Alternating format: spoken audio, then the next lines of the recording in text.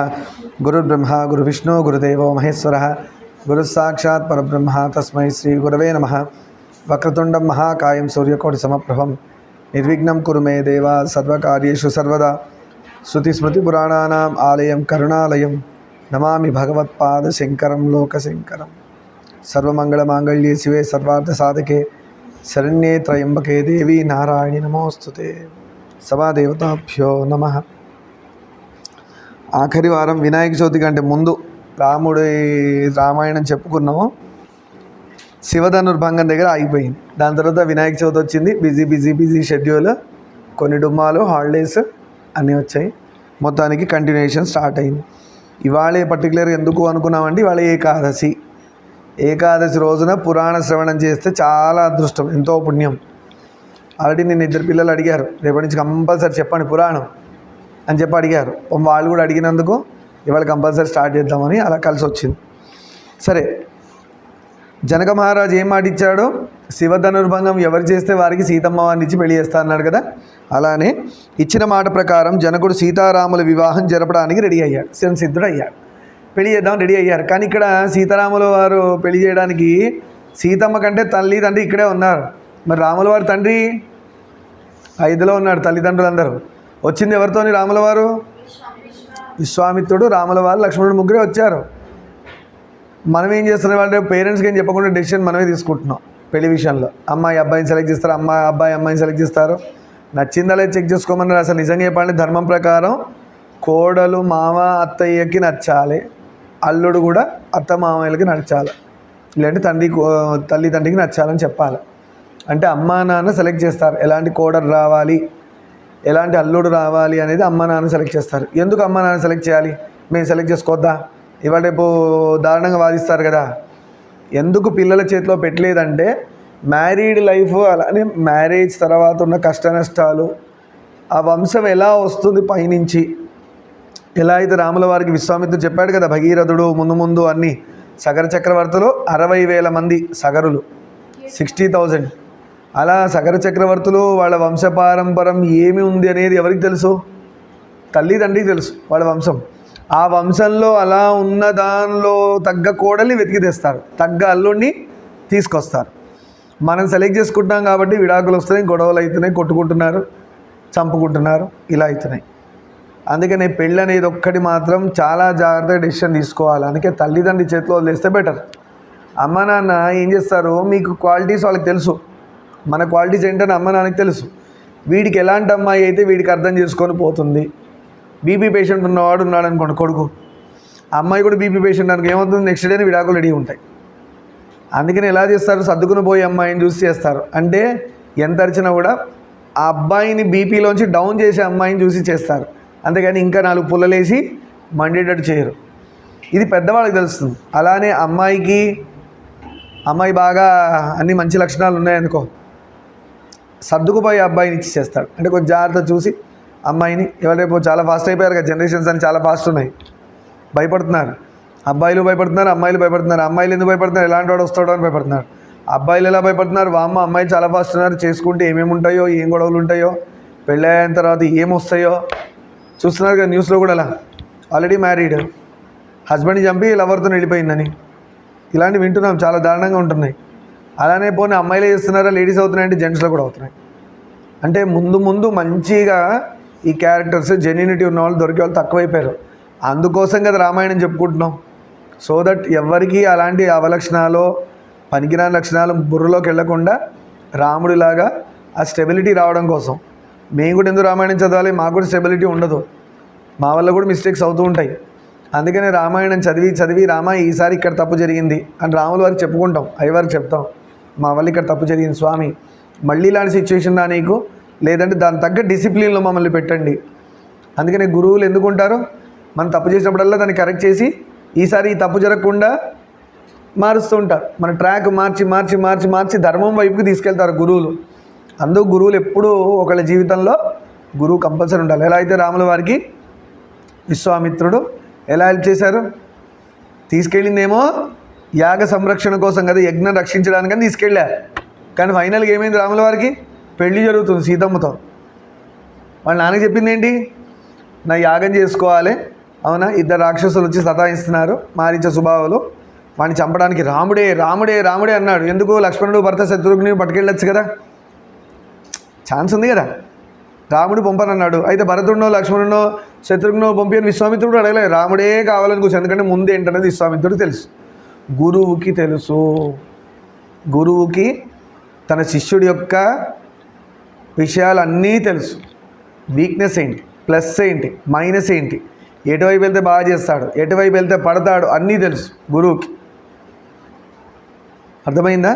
అంతేగాని విశ్వామిత్రుడి మీద, గురువు మీద దశరథ మహారాజు కౌశల్య సుమిత్ర కైకి కంప్లైంట్ ఇయలే. అర్థమైందా? మీరు తీసుకెళ్లారు, తాటగా సంహారం చేశారు, మారీచ సుబాహుని చంపించారు రాముడితో, అందుకే రావణాసు కోపం వచ్చి మా కోడల్ని పట్టుకెళ్ళాడని చెప్పి దశరథ మహారాజు, రాముడి తల్లులు ముగ్గురు విశ్వామిత్రుడి మీద కంప్లైంట్ ఇవ్వలే. ఎందుకంటే గురువు ఏం చేసినా ధర్మం అయి ఉంటుంది. ఇవాళ రేపు అదే మాకు కూడా డిఫికల్టీ చాలా. పిల్లలు ఎలా ఉంటారంటే రకరకాల పిల్లలు, అసలు అప్పట్లో చెప్పినంత ఈజీగా ఇప్పుడు చెప్పలేకపోతున్నాం. చాలా టఫ్ చదువు ఇప్పుడు చెప్పడం. ఎందుకంటే కొడితేనేమో మానేస్తారు, కొట్టారని.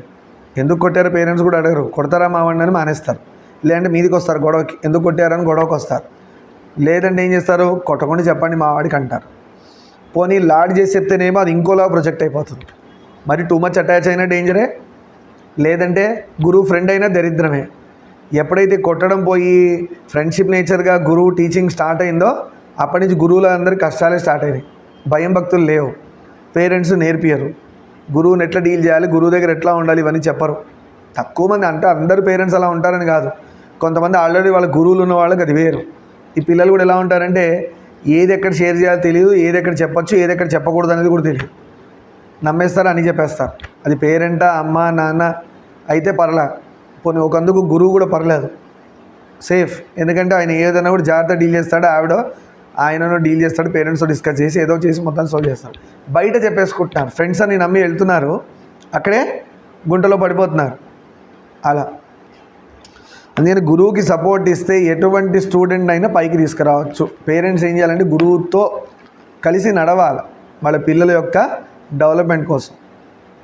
లేకపోతే ఏమవుతుందంటే పిల్లలకి గ్యాప్ వస్తుంది, పేరెంట్స్కి వాళ్ళ పిల్లలకి గ్యాప్ వస్తుంది. ఎందుకంటే ఇద్దరు వర్కింగ్ కదా, పేరెంట్స్ ఇద్దరు వర్కింగ్, గ్యాప్ వస్తుంది. వీళ్ళు పాపం వీళ్ళకు ఉన్న కష్టాలు, స్కూల్ ఎవడో సతాయిస్తాడు, లేదా ఇంకెక్కడో ఎవడో సతాయిస్తాడు, అది చెప్పుకునేది అక్కడ లేదు స్కోప్. ఇంకెటు వెళ్తుంది? నెక్స్ట్ ఆప్షను ఎవరైనా క్లోజ్ టీచర్స్ ఉంటే క్లోజ్ టీచర్స్, లేదంటే ఎవరైనా ఫ్రెండ్స్ ఉంటే ఫ్రెండ్స్. దీనిలో ఎంత సేఫ్టీ ఉందనేది పేరెంట్స్ ఆలోచించుకోవాలి. సో మీరు కూడా ఏంటంటే అన్నీ నమ్మేయకూడదు, జాగ్రత్తగా ఉండాలా. నమ్మి చెప్తే నమ్మి ఉండాలి, అంతేగాని చెప్పేటప్పుడు ఒకలాగా, నమ్మి చెప్పాక మళ్ళీ ఎలా ఉంటుందంటే, అదే చెప్తాను ఎప్పుడు ఎగ్జాంపుల్. చిన్న పాప అన్నం తినట్లేదని తల్లి ఏం చేస్తా అంటే చందమామ చూపించి తినిపిస్తుంది. నిజంగా చందమామ వచ్చిందా? రాలే, కానీ పిల్లాడు తినేశాడు. అద్దంలో చందమామను చూపించి దగ్గరగా చందమామ కావాలంటాడు, పైన ఎక్కడో ఉంటుంది. అమ్మ ఏం చేస్తున్నా, చందమామ బింబం ఇక్కడ అద్దంలో తెచ్చి చూపిస్తాం, వాడు ఇక్కడ పట్టుకుంటూ ఉంటాడు, దొరికిందని ఫీల్ అవుతుంటాడు, అద్దం మీద తాకి సంతోషంగా అంటాడు, అన్నం పెట్టేస్తుంది. ఇప్పుడు గురువు పరిస్థితి కూడా అలా. నిజంగానే చందమామని అద్దంలో తీసుకొచ్చి పెడతాడు, పెట్టి భోజనం పెట్టే ప్రయత్నం చేస్తారు. అలా అని చెప్పి గురువు మీద కంప్లైంట్ ఇవ్వకూడదు. నువ్వు చెప్పింది అంత అబద్ధం, చందమామ అక్కడ ఉంది, నా పిల్లాన్ని మోసం చేస్తావా, నా పిల్లని మోసం చేస్తావా అని చెప్పకూడదు. ఆయన ఉద్దేశం ఏంటి? వాడు అన్నం తినాలా. తల్లి ఉద్దేశం ఏంటి? ఏదో విధంగా వాడు అన్నం తినాలా, ఏదో విధంగా నా పిల్లలో భవిష్యత్తులో గొప్పవాళ్ళు అవ్వాలని గురువు అనుకుంటాడు. ఆయన ఉద్దేశం అంతవరకే ఉంటుంది గురువుది. డెవలప్ అవ్వాలి పిల్లలు ఏదో విధంగా. వాళ్ళకున్న తల్లిదండ్రులకు తెలియని డ్రాబ్యాక్స్, డిఫెక్ట్స్ గురువులకు ఈజీగా తెలుస్తాయి. అది సాల్వ్ చేయడంలో గురువులు పడిపోతుంటారు ఒక్కొక్కసారి పాపం. ఎందుకు అంటే మీకు ఒక సింపుల్ చెప్తా. ఒక వెహికల్ ఏదో రిపేర్కి వచ్చింది అనుకోండి, టూ వీలరో కారో రిపేర్కి వచ్చింది, ఓకేనా. దాన్ని రిపేర్ చేయాలంటే చేతికి మట్టి అంటకుండా జరుగుతుందా రిపేర్? దానికి ఉన్న మడ్డో గ్రీజో చేతికి అంటకుండా చేయగలుగుతామా? చేయలేము. గురువు పరిస్థితి కూడా అలానే ఉంటుంది. ఏదైనా ప్రాబ్లం సాల్వ్ చేసే టైంలో ఆయనకు కూడా అంటుతుంది పాపం. కానీ దీన్ని అర్థం చేసుకోవాలి, గొప్ప మనసుతో అర్థం చేసుకొని పేరెంట్స్ ఏం చేయాలంటే, అయ్యో మా పిల్లల కోసం ఈయన ఇంత కష్టపడ్డారా, ఈయన ఇంత చేశారా అని అర్థం చేసుకున్న పేరెంట్స్ వేరు, వాళ్ళందరికీ నమస్కారాలు పెట్టచ్చు. అలా కాకుండా ఏమైందంటే, నీ చేతి గ్రీజ్ అంటింది కాబట్టి నువ్వే పాడు చేసావు వెహికల్ అంటున్నారు. గురువు పాడు చేస్తాడా? గ్రీజ్ అంటింది చేతులు అంటే బాగు చేయడానికి ప్రయత్నం చేస్తే అంటింది. నువ్వు అంటింది నీ చేతికి గ్రీజ్ ఉంది, నాకు అంటలేదంటే నువ్వే చేసావు. నువ్వే వెహికల్ పాడు చేసావంటున్నాడు, రిపేర్ చేసిందని పాడు చేసావంటున్నారు. దీనిలో పిల్లలు కూడా అప్పట్లో, అంటే మిమ్మల్ని అందరిని అంటున్నాను కాదు, అప్పుడు పిల్లల మెచ్యూరిటీ వేరు నాన్న, ఇప్పటికి కూడా వస్తారు కదా, ఎంత సిన్సియర్గా ఉంటారో అసలు. నిజంగా గురుభక్తి అవన్నీ మేము చూస్తాం కదా. దెబ్బలు ఎన్ని తిన్నారో, నేనైతే ఎంత కొట్టేవాడిను. రానని కొట్టడం మానేసి ఈ మధ్య పిల్లలు కొంచెం హార్షిప్లో ఇచ్చినా కూడా కొంచెం ఏదో గట్టిగా ఏదో అనాలి కాబట్టి అనేసి ఊరుకుంటున్నాం. యాక్చువల్ తప్పంటారు. నిర్మోహమాట గురువు చెంప మీద కేసు ఒకటి కొట్టి సరిగ్గా చేయాలి. పేరెంట్స్ పంపించేది అందుకే. దీనిలో మాకు ఫ్రీడమ్ ఎలా ఉంటుందంటే ఇచ్చినట్టు ఇస్తారు, ఏదైనా అయితేనేమో కంప్లైంట్ అంటారు. మాకేంటంటే ముందుకు వెళ్ళాలి వెనకాలకి వెళ్ళాలి, ముందా వెనకాలంత దారుణంగా ఉంది టీచింగ్. అందుకని ఎవరు రావట్లే, చెప్పేవాళ్ళు తగ్గిపోతున్నారు. వచ్చేది ఇంత, రిస్క్ అంతా. 2% శాలరీ వస్తే 98% రిస్క్. చూస్తున్నారు కదా బయట కూడా సొసైటీ బాగా. అలా విశ్వామిత్రుడికి రాముల వారిని అప్పచెప్పినట్టుగా తల్లిదండ్రులు కనుక గురువుకి ఇస్తే చాలా బాగా బ్రైట్గా షైన్ అవుతారు. ఆ నమ్మకం ఉండాలి. అంతేగాని రాముల వారిని తీసుకెళ్ళి తాటకని చంపించి మారీచ స్వభావాలను చంపించినందుకు మా కోడలు ఎత్తుకెళ్ళారని చెప్పి విశ్వామిత్రుడి మీద కంప్లైంట్ ఇవ్వలేదు. గురువుతో వెళ్ళారు కాబట్టి అంతా మా వాడికి శుభమైందని అన్నారే కానీ కంప్లైంట్లు ఇవ్వలేదు గురువు మీద. అలాంటి పనులు చేయకండి. జనకుడు తన కుమార్తెలైన సరే మొత్తానికి సంసిద్ధుడు అయ్యాడు. ఇప్పుడు జనక మహారాజు ఏం చేయాలి? వర్తమానం పంపించాలి కదా, ఇన్విటేషన్, వెడ్డింగ్ కార్డ్ అంటున్నాం కదా, వర్తమానం పంపించాలి. ఎవరికి పంపించాలి? దశరథ మహారాజు పంపించాలి. నాయన మీరు నాతో పాటు రాముడిని లక్ష్మణుడిని పంపించారు, ఆ యజ్ఞం సంపూర్ణం అయ్యింది. అయితే ఇక్కడ ఇదే నేను ఇందానికి మొత్తుకునేది. దశరథ మహారాజు ఎంత బాగా అర్థం చేసుకున్నాడు చూడండి. అంతేగాని మీరు యజ్ఞాన్ని తీసుకెళ్లారని చెప్పి మా వాడికి పెళ్లి చేయించేస్తారా, అంత మీ ఇష్టమే అని కంప్లైంట్ ఇవ్వలే విశ్వామిత్రుడి మీద. అది మార్పు రావాలా. ఒక మనిషి వాడి యొక్క లైఫ్ స్టైల్, వాడి వెళ్ళే పద్ధతి బట్టి ఇప్పుడు కొంతమంది గురువు అని సెలెక్ట్ చేసుకుంటారు కదా. వెధవలు ఉన్నారు, బాడైన వాళ్ళు ఉన్నారు, దారుణంగా ఉన్నవాళ్ళు ఉన్నారు, నన్ను ఉన్నారు. ఒక మనిషి లైఫ్ స్టైల్ బట్టి, ఆయన వెళ్ళే పద్ధతి బట్టి, ఆయన వల్ల ఇలాంటి జరుగుతుందా అలాంటి జరుగుతుందా అనే ఒక ఎస్టిమేషన్ రావాలి.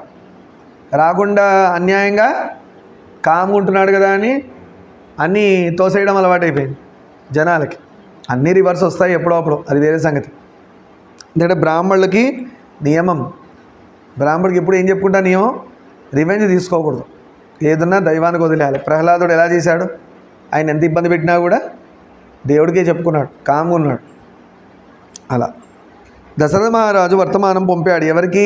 దశరథ మహారాజుకి పంపించాడు జనక మహారాజు.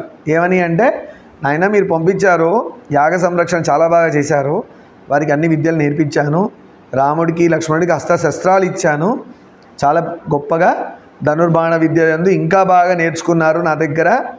అలానే శివధనుస్సు చూడ్డానికి తీసుకొచ్చాను. ఇక్కడ శివ ధనుర్భంగం చేశాడు రాముల వారు. అందువల్ల జనక మహారాజు ఒక కండిషన్ పెట్టుకున్నాడు, శివధనుర్భంగం ఎవరు చేస్తే వాళ్ళకి సీతమ్మనిచ్చి పెళ్లి చేస్తాను. ఆ విధంగా మీ వాడు సీతమ్మని పెళ్లి చేసుకోవడానికి ఎలిజిబిలిటీ వచ్చింది. ఎందుకు? శివధనుర్భంగం చేసినందుకు. వెంటనే దశరథ మహారాజు సంతోషపడి బయలుదేరాడు. అదే దశరథ మహారాజు ప్లేస్లో నేను ఇప్పుడున్న పేరెంట్స్ ఉంటే ఏమంటారు? మీరు చేసిన చాలు, మా వాడి పెళ్ళి మేము చూసుకుంటాం, మాకు తెలుసు సంబంధాలు చూసుకోవడం, మీరేం చూడక్కర్లేదు, మీరేంటి తీసుకెళ్ళింది విద్య చెప్తాను తీసుకెళ్ళి పెళ్లి చేస్తున్నారు మా వాడికి. ఇట్లా ఉంటుంది ఇప్పుడు సొసైటీ. గురువు మీదనే బురద జల్లే ప్రయత్నంగా ఉంది. దశరథ మహారాజు చాలా సంతోషించి బయలుదేరాడు. ఆహా, నేను కూర్చున్న పని దానికే కదా. విశ్వామిత్రుడు రాకముందు దేనికి కూర్చున్నాడు? రాముడికి పెళ్లి చేద్దామని డిస్కషన్లో కూర్చున్నాడు. గురువు అలా ఉంటుంది. మనం వెయిట్ చేసి చూడాలి, తొందరపడేసి ఎంబడే గురు నింద చేయకూడదు. వెయిట్ చేయండి, వెయిట్ చేసి చూడండి what is there in future. అంతా బెనిఫిటే ఉంటుంది, గురువు వల్ల ఎప్పుడూ అన్యాయం జరగదు. సరే, మొత్తానికి అయోధ్య నుంచి అందరూ వచ్చారు. రాముడి పెళ్ళంటే ఊరుకుంటారా? మొత్తం అయోధ్య అంతా కూడా ఎక్కడికి వచ్చింది? మిథిలా నగరంలో ఉంది. డబల్ స్ట్రెంత్ అయిపోయింది ఇక్కడ పెళ్ళికి. ఆడపిల్ల సైడే కదా చేయాల్సింది పెళ్ళిళ్ళు, అవునా కదా? జనకుడు తన కుమార్తెలైన సీత ఊర్మిళలను రామలక్ష్మణ్, జనకుడికి 2 కూతుర్లు, సీతమ్మ ఊర్మిళాదేవి. వాళ్ళని ఎవరెవరికి ఇచ్చారు? రాముడికి లక్ష్మణుడికి. ఫస్ట్ వీళ్ళిద్దరికి బయలుదేరారు, వీళ్ళిద్దరికి మ్యాచ్ ఫిక్సింగ్ అయిపోయింది. కానీ వీళ్ళిద్దరి మధ్యలో ఇంకోటి ఉన్నాడు, భరతుడు. రామ భరత లక్ష్మణ శత్రుఘ్న, ఇది ఆర్డర్. కానీ ఏమైంది? సీతమ్మని ఊర్మిళని తీసుకొచ్చి జనక మహారాజు పిల్లలిద్దరిని తీసుకొచ్చి రాముడికి లక్ష్మణుడికి ఫిక్స్ చేశాడు ఇక్కడ ఆల్రెడీ. తన తమ్ముడు ఉన్నాడు, తన తమ్ముడు కుశధ్వజుడు. ఎవరు తమ్ముడు? జనక మహారాజు తమ్ముడు. గుర్తుపెట్టుకొని ఆన్సర్ రాసేటప్పుడు మనకు వస్తుంది. ఆయనకి 2 కూతుర్లు ఉన్నారు మళ్ళీ, మాండవి అండ్ శృతికీర్తి, మాండవి అండ్ శృతికీర్తి. మాండవిని భరతునికి ఇచ్చాడు, శృతికీర్తిని శత్రుఘ్నునికి ఇచ్చాడు. శత్రుఘ్న శృతికీర్తి ఈజీ గుర్తుపెట్టుకోవచ్చు. మాండవిని భరతునికి ఇచ్చాడు. ఆ విధంగా ఇక్కడ పెళ్లి సంబంధాలు కుదిరాయి. శత్రుఘ్న ఇచ్చి వివాహం జరిపించేశాడు. మొత్తానికి అంగరంగ వైభవంగా కళ్యాణాలు జరిగాయి. గురువుని నమ్మారు కాబట్టి విద్య వచ్చింది. రాముడు బ్రహ్మచర్యంలో గొప్పగా గురుసేవ చేసి మంచి మంచి శక్తులు సంపాదించి గృహస్థ ధర్మంలో కూడా ఎంటర్ అయ్యాడు. గురువు దయ వల్ల జరిగింది ఇంత. మర్నాడు విశ్వామిత్ర మహర్షి కొత్త దంపతులను ఆశీర్వదించి దశరథ జనక మహారాజులను వీడ్కొని హిమాలయ పర్వతానికి వెళ్ళాడు. మొత్తానికి విశ్వామిత్ర మహర్షి ఇక్కడ అయిపోయింది, ఇంకా రాలేదు మళ్ళీ విశ్వామిత్రుడు. ఎక్కడ రామాయణంలో విశ్వామిత్రుడు ఇక్కడి నుంచి కనబడ్డిగా. మర్నాడు విశ్వామిత్ర మహర్షి కొత్త దంపతులను ఆశీర్వదించి, ఇప్పుడు విశ్వామిత్రుడు వచ్చింది దేనికి చెప్పండి? నిజంగా యజ్ఞం చేసేసి చంపించాక నాయన వచ్చిన పని మీ ఇంటికి వెళ్ళొచ్చానని అన్నాడా? పోనీ ఇంట్లో దించొచ్చాడా? ఆ అయోధ్యలో రాముడు గృహస్థాశ్రమం వచ్చి అయోధ్య అంతా సంతోషపడే విధంగా చేశాడు ఈ గురువు. అలా దశరథ జనక మహారాజులను వీడుకొని హిమాలయ పర్వతానికి వెళ్ళాడు. మొత్తానికి దశరథ మహారాజుకి జనక మహారాజుకి ఆశీర్వచనాలు ఇచ్చి ఎక్కడికి వెళ్తారు తపస్సుకి? హిమాలయాలకి. ఎందుకు హిమాలయాలకు వెళ్ళాలా? మనలాంటి వాళ్ళు ఎవరు ఉండరు కాబట్టి ప్రశాంతంగా తపస్సు చేసుకోవచ్చు. తర్వాత బంధుమిత్ర సమేతంగా దశరథుడు అయోధ్యకు బయలుదేరాడు. మొత్తానికి బంధుమిత్రులు అందరిని తీసుకొని దశరథ మహారాజు అయోధ్యకు బయలుదేరాడు. కొత్త దంపతులను తీసుకొని, పెళ్ళి అయిపోయింది కదా, ఎవడెవడు బస్సు మాట్లాడుకొని మనం వెళ్ళిపోతాం ఇంటికి. అట్లా దారిలో వీరికి పరశురాముడు ఎదురొచ్చాడు. అతుకో, పరశురాముడికి ఎలా తెలిసింది?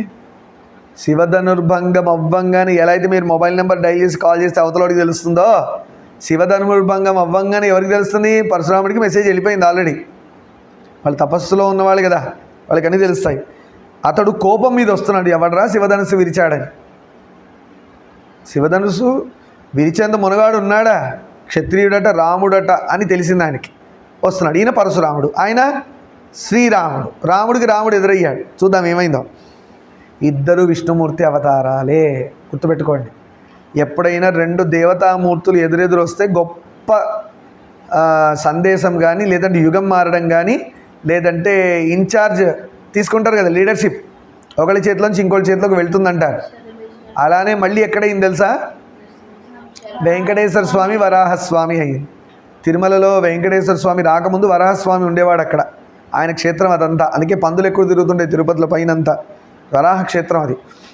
వెంకటేశ్వర స్వామి ఆ తిరుమలలో పైన వెళ్ళి సాలగ్రామ శిలాగా వెలిసే ముందు వరాహస్వామి ఇద్దరు ఎదురయ్యి చాటుకు వెళ్ళి చాలా డిస్కస్ చేసుకుంటారు. అంటే నెక్స్ట్ ఎట్లా లీడ్ చేయాలి అని ఆయనకు అప్పచెప్పి వరాహస్వామి వెళ్ళిపోతారు. అక్కడి నుంచి వెంకటేశ్వర స్వామి కంటిన్యూ చేశారు. అలా ఇద్దరి మధ్యలో అగ్రిమెంట్ అయ్యింది. ఆయన ఏమన్నాడు, నాకు ఉండడానికి కొంచెం జాగా అడిగాడు వెంకటేశ్వర స్వామి. మరి జాగా ఇస్తా మంచిదే, నాకేంటి రిటర్న్? కలియుగం కదా, ఉట్టిగా ఏం అవ్వదు కదా ల్యాండ్ డీలింగ్స్. ల్యాండ్ ఇచ్చినప్పుడు మళ్ళీ రిటర్న్ ఏమైనా ఇవ్వాలి కదా. ఈయనేమన్నాడు, నాకు వచ్చే ప్రసాదాల్లో ఫస్ట్ నైవేద్యం నీకే అని చెప్పాడు. అందుకనే తిరుమలలో ఫస్ట్ ప్రసాదం వరాహస్వామికి పెడతారు. తిరుమల దర్శనం చేసేవాళ్ళు చాలా జాగ్రత్త చేయండి. ఫస్ట్ ఏం చేయాలంటే స్వామి పుష్కరిణిలో స్నానం చేయాలి. చేసి బట్టలు మార్చుకొని స్వామి పుష్కరిణిలో స్నానం చేసే ముందు రూమ్లో స్నానం చేయాలి. గబ్బేసుకొని, ట్రైన్ దిగిన గబ్బేసుకొని పుష్కరిణిలో స్నానం చేయకూడదు, తప్పు. ఎందుకంటే దేవతలు ఆల్రెడీ స్నానం చేస్తూ ఉంటారు. మనం స్నానం చేయకుండా పోయి వాళ్ళని అపవిత్రం చేస్తున్నాం. వాళ్ళ శాపం వెంటనే పెడతారు. అందుకనే పుష్కరిణిలో లేదంటే పైనుంచి పడ్డే ఆకాశ గంగల్ లాంటి వాటిల్లో స్నానం చేసే ముందు మనం పవిత్రంగా ఉండాలంటే స్నానం చేసి ఉండాలి. స్నానం చేసి ఈ బద్ధకంతో ఏం చేస్తారంటే ఎటు బట్టలు తడుస్తాయి కదా అని ఇడిచిన బట్టలే పోయి వేసుకురా అంటారు. పేరెంట్స్ అట్లా ఇస్తున్నారు సజెషన్. పెద్దవాళ్ళు, పేరెంట్స్ అని ఎందుకని పెద్దవాళ్ళు సజెషన్ ఏమిస్తున్నారంటే పొద్దున్న ట్రైన్ దిగుతారు, ఎటు తడుపుకునేది కదా, మళ్ళీ బట్టలు ఎక్కడ ఆరుతాయి, మళ్ళీ ఎక్కడ వేయాలా, బట్టలు ఎటు తడిచేవే కదా, బట్టలు తడుస్తాయి బట్టలు మార్చుకోవాలని చెప్పేసి ధర్మాన్నే మార్చేస్తారా? అంటే ఈ నెగ్లిజెన్స్, ఈ లేజినెస్ రాకూడదు. అందుకే అంటారు పెద్దవాళ్ళకి, అందులో గురువు అన్నవాడికి లేజినెస్ అస్సలు ఉండకూడదు. చాలామంది ఏంటి చాదస్తం అంటారు. చాదస్తం కాదు, అది పర్ఫెక్షన్. తీసిన సూది తీసిన చోట పెట్టాలి అంటారు. ఎలా తీస్తే సూది అని ఎందుకు చెప్పారంటే ఎంత యాక్యురేట్గా తీస్తే అంత యాక్యురేట్గా పెట్టగలగాలి. అంత ఓపిక గురువుకు ఉండాలి. అప్పుడే గురువు శిష్యుడిని ఉద్ధరించగలడు. ఆయన సరిగ్గా లేకపోతే శిష్యుని ఏం పట్టించుకుంటాడు? సరే, అలా తిరుమలలో పుష్కరిణి స్నానం చేసి తర్వాత ఆదివార స్వామి దగ్గరికి వెళ్ళి దర్శనం చేసుకొని తర్వాత తిరుమల స్వామి దర్శనం చేసుకున్న వాడికే తిరుమల దర్శన పుణ్యం దొరుకుతుంది. ఎవరైతే స్వామి పుష్కరిణిలో స్నానం చేయలేదో, వరాహస్వామి దర్శనం చేసుకోకుండా డైరెక్ట్ తిరుమల స్వామి దర్శనం చేసుకున్నాడో వాడికి బండరాయి మాత్రమే కనబడింది. అక్కడ స్వామి పుణ్యం రాలేదు. మీరు వచ్చి ఇలా చూసినా కూడా ఆయన ఇలా మొహం తిప్పుకొని ఉంటాడు. విగ్రహం మాత్రం ఇలా చూస్తూ ఉంటుంది, ప్రాణం మాత్రం వాడి తిరిగి ఉంటుంది. సో ఖచ్చితంగా తిరుమల చూడాల్సిన పద్ధతి ఇది. లేట్ అయినా పర్వాలేదు, టైం తీసుకోండి, ఇలానే చూడాలి. ఫస్ట్ పుష్కరిణిలో స్నానం, వరాహస్వామి దర్శనం, తిరుమల దర్శనం. దీని తర్వాత ఇంకో గొప్ప పని ఉంది. అక్కడ స్వామివారి గోపురం ముందుగా మాడవీధులు అంటారు. మన చెప్పు లేకుండా తిరుగుతుంటాం చూసారా, బ్యారికేడ్స్ అనేసి ఉంటాయి. వెళ్ళారా తిరుమల? ఎవరన్నా వెళ్ళని వాళ్ళు ఉన్నారు దీనిలో? తిరుమల పోని వాళ్ళు ఉన్నారు ఎవరన్నా? నైస్, బ్రతికించారు.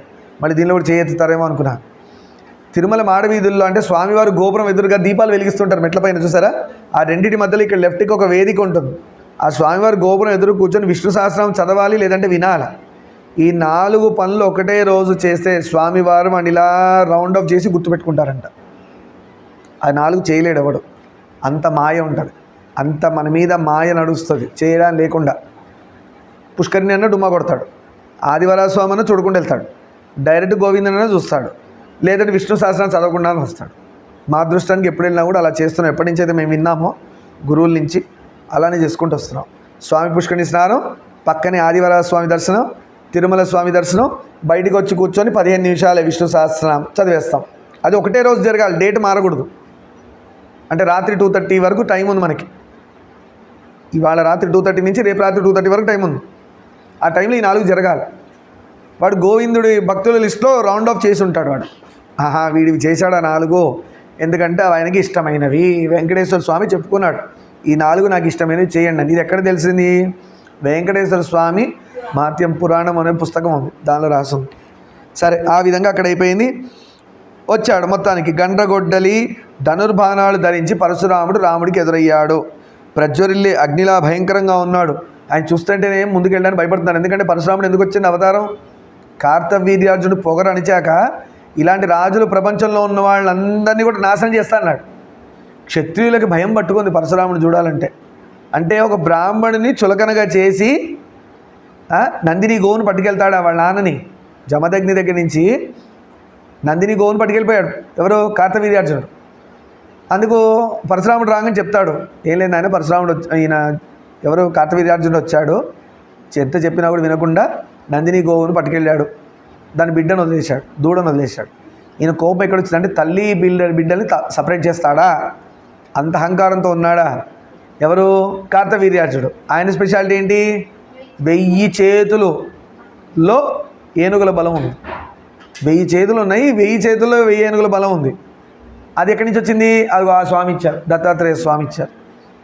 ఈయనెవరు? విష్ణుమూర్తి. మళ్ళీ విష్ణుమూర్తి పూజ చేసి కార్తవీర్యార్జునుడు అంత శక్తి తీసుకుంటే అహంకారం వచ్చింది. అహంకారం తీయడానికి ఏం చేయాలి? మళ్ళీ విష్ణువే పరశురాముడిగా వచ్చాడు. వచ్చి ఏం చేశాడు? చంపి పడేశాడు. రావణాసుడికి తపస్సు చేస్తే ఎవరిచ్చారు శక్తి? ఎవరిచ్చారు రావణాసుడికి? శివుడు బ్రహ్మ నుంచి వరాలు పొందాడు. తీసేయడానికి ఎవరు వచ్చారు? విష్ణువు వచ్చాడు. సరే, విష్ణువు కంటే ముందు ఎవరు వచ్చి చెప్పారు? హనుమ చెప్పాడు. హనుమ ఎవరు? శివుడు అంశమే. వచ్చి చెప్పాడు, ఆయన గుర్తుపట్టట్లేదు నన్ను, సరిగ్గా చూడు, నన్ను గుర్తుపట్టు, మళ్ళీ నేను చెప్పలేదని ఏడుస్తావు తర్వాత అని శివుడిని పట్టుకొని ఏడుస్తాడని. మళ్ళీ శివ నాకెందుకు చెప్పలేదు నువ్వు అని. అలా అనుకో, నేను చెప్తున్నాను నువ్వు చేసేది అధర్మం, సీతమ్మని ఇచ్చే అన్నాడు. ఇచ్చాడా? అధర్మంగానే పోయాడు. అర్థమైందా? ఆడవాళ్ళ జోలికి వెళ్ళిన వాళ్ళు ఎవరు బాగుపడినట్లేదు చరిత్రలో. అర్థమైందా? అందుకే జాగ్రత్తగా ఉండాలి. క్షత్రియులు అంటే ఇతనికి సరిపడదు, అలానే మగవాడిని సతాయించిన వాళ్ళు కూడా బాగుపడలేదు అన్న. ఇలా చెప్తే అలా కూడా చెప్పాలా? లేదా మగవాళ్ళు నాతో గొడవ పెట్టుకుంటారు. అదేంటంటే ఎంతసేపు ప్రివిలేజ్ ఆడవాళ్ళ గురించే చెప్తున్నారు. ఆడవాళ్ళని సతాయించిన వాడు బాగుపడలేదు, మొగుడిని సతాయించిన ఆడది కూడా బాగుపడలేదు అని చెప్పాలి. పూర్వం క్షత్రియుడైన కార్తవీర్యార్జునుడు ఇతని తండ్రి అయిన జమదగ్నిని చంపాడు.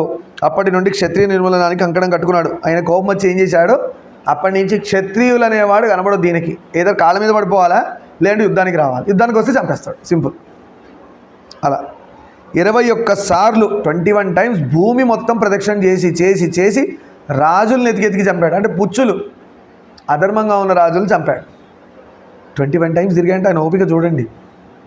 మన ఇక్కడి నుంచి ఒక 2000 3000 కార్లలో తిరగగానే అమ్మ అంటున్నారు, కాలు తీసి బయట పెట్టడానికి దిగలేకపోతున్నాం అంటారు, కూర్చుంటే లేవలేనంటారు.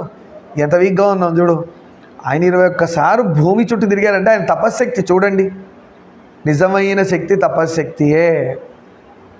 సరే, మనం తినే తిండి వల్ల వచ్చే శక్తి కొద్దిసేపే ఉంటుంది. తపస్సు వల్ల వచ్చే శక్తి కావాలంటే అరుణాచలం, హిమాలయ ప్రాంతాల్లో వెళ్ళి చూడండి, సాధకులు తినకుండా ఎన్నో రోజుల నుంచి ఉంటున్నారు గాలినే భక్షిస్తూ. అలా క్షత్రియులను తన గండ్రోగొడ్డలికి బలి చేశాడంటే చంపేశాడు. పరశురాముడు శ్రీరాముడితో తన దగ్గరున్న వైష్ణవ ధనుస్సును ఎక్కుపెట్టమని సవాల్ విసిరాడు. ఇప్పుడు ఇలా అన్నాడు, శివధనుస్సు చేతిలో వైష్ణవ ధనుస్సు వచ్చింది, అంటే విష్ణు ధనస్సు. అది శివధనుస్సు కంటే 1000 రెట్లు ఎక్కువ శక్తివంతమైనది అంటారు. అలా అనొద్దు, ఈ రెండు అంతే. ఫస్ట్ విష్ణువు తిరగొడితే శివుడిది 1000 రెట్లు అంటారు, శివుడు తిరగొడితే విష్ణువు 1000 రెట్లు చెప్పాలి. ఎందుకంటే ఇద్దరి మధ్యలో భేదం లేదు. అంటే దీని పవర్ మల్టిప్లై చేసి ఇచ్చాడు కావాలని. ఎవరు? పరశురాము, ఆయన విష్ణువు కాబట్టి. సరేనన్నాడు రాఘవనుడు, తీసుకున్నాడు, ఇలా నిల్చోబెట్టాడు. అంటే అంత ఎక్కి పెట్టడం కష్టం, పైకి ఎత్తి పెట్టడం కష్టం. అంత ధర్మంగా ఉన్నవాడే ఎత్తగలడు, అధర్మంగా ఉన్నవాడు దాన్ని మొయ్యలేడు, తాకని కూడా తాకలేడు. ఏమిటి ఈయనకు అర్థమైపోయింది, వచ్చినవాడు ఎవరో కాదు, విష్ణు రూపుడే, విష్ణువే నాలాగా వచ్చాడంటే పరశురాముడిగా వచ్చాడు. ఇప్పుడు ధర్మ సంస్థాపన కోసం రాముడిగా వచ్చాడని పరశురాముడికి అర్థమైంది. ఎంబడి అక్కడ దండం పెట్టేసి పరశురాముడు హిమాలయాలకు వెళ్ళిపోయాడు. అవలీలగా ఎక్కువ పెట్టాడు. ఓటమిని అంగీకరించిన పరశురాముడు తక్షణమే మహేంద్ర పర్వతానికి వెళ్ళిపోయాడు. మహేంద్ర పర్వతాన్ని తపస్సు చేసుకోవడానికి వెళ్ళిపోయాడు. ఎవరు? పరశురాముడు. ఏదైతే కేరళలో అయ్యప్ప స్వామి భూమి ఉంది చూసారా, కేరళ అంతా, అదంతా పరశురామ భూమి. ఇలా మహేంద్రగిరి పర్వతానికి తపస్సు చేయడం, హిమాలయాలు కాదన్న, మహేంద్రగిరి పర్వతాన్ని తపస్సు చేయడానికి వెళ్ళిన పరశురాముడు సముద్రం దగ్గరికి వెళ్ళి నేను తపస్సు చేసుకోవాలి జరుగు అన్నాడంట. సముద్రాన్ని వెనకకి, కేరళ దగ్గర జరిగింది ఈ సంఘటన. ఈ ఘట్టం తర్వాత సముద్రుడు కదలలేదు, మెదలలేదు. ఈయన కోపం వచ్చింది, గొడ్డలు తీశాడు. అంటే ఎవరిని వేసేస్తాడు ఇప్పుడు? సముద్రుడిని వేసేస్తాడు. ఎమ్మడి సముద్రుడు పైకి లేచి వచ్చి అంటాడు, స్వామి స్వామి స్వామి అలా కోపం తెచ్చుకోకండి, నాకేంటిది ఒక డౌట్ వచ్చింది, మీరు వెనకకి జరగమన్నారు, ఎంత వెనకకి జరగాలో తెలియదు, పొరపాటు నేను ఎక్కువ జరిగితే ఏంటి అంత జరిగావా అంటారేమో, పోనీ తక్కువ జరిగితే ఇంత జరుగుతావా అంటారేమో అని నేను కొంచెం డౌట్లో ఉన్నాను.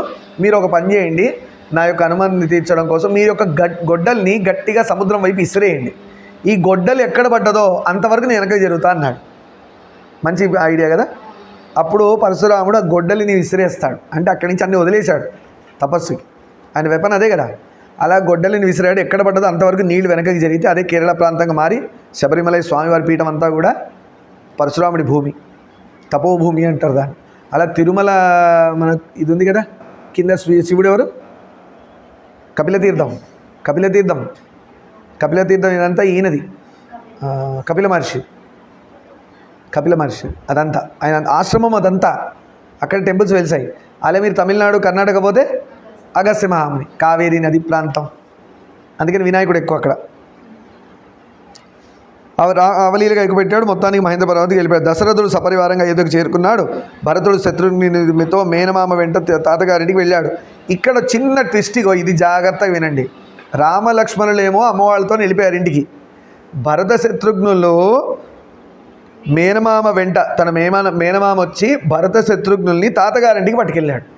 ఇదే ట్విస్ట్, మారిపోయింది స్టోరీ మొత్తం. భరత శత్రుఘ్నులు కనుక అయోధ్యలోనే ఉంటే రాముడు అడవికి వెళ్ళేవాడు కాదు. రాముడి అడవికి వెళ్ళడానికి కైక, మళ్ళీ ఆవిడెవరు, మందర అని చెప్తారు, కానీ ఇక్కడే మారింది స్టోరీ. భరత శత్రుఘ్నులు మేనమామతో తాతగారింటికి వెళ్ళిపోయారు. రాముడు లక్ష్మణులు తల్లిదండ్రుల సేవలో అయోధ్యలోనే గురుసేవల్లో ఉంటూ తరిస్తూ అయోధ్యలోనే ఉండిపోయాడు. ఇప్పుడు నెక్స్ట్ వచ్చేది ఘట్టం, రేపటి రోజుని డిస్కస్ చేసేది అయోధ్యకాండం. ఇక్కడి నుంచి మారుతుంది. రాముడు అరణ్యానికి వెళ్ళేది చాప్టర్ ఇక్కడే స్టార్ట్ అవుతుంది. రేపటి రోజున అది డిస్కస్ చేద్దాం. సర్వం శివమామేశ్వర పాదారవిందార్పణమస్తు. లోకాన్ సమస్తాన్ సుఖినో భవంతు. శాంతి శాంతి శాంతి.